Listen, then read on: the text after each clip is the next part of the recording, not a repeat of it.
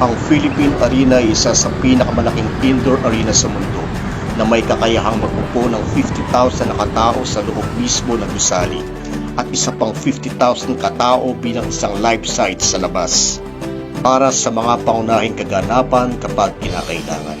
Ito ay pagmamay-ari ng INC's Education Institution ng New Era University. Matatagpuan ito sa siyudad de Victoria na isang 140-hectare tourism enterprise zone sa Bocaue at Santa Maria, Bulacan.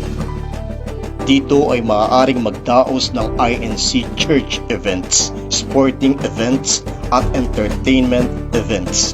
Kalimitang makikita sa labas nito ang mga grupo ng pamilya, iba't ibang organisasyon, mga magbabarkada, mga magkakaklase, at marami ring bata ang makikitang naglalaro sa damuhan, naghahabulan at nagduduyan kasama ang kani-kanilang mga magulang.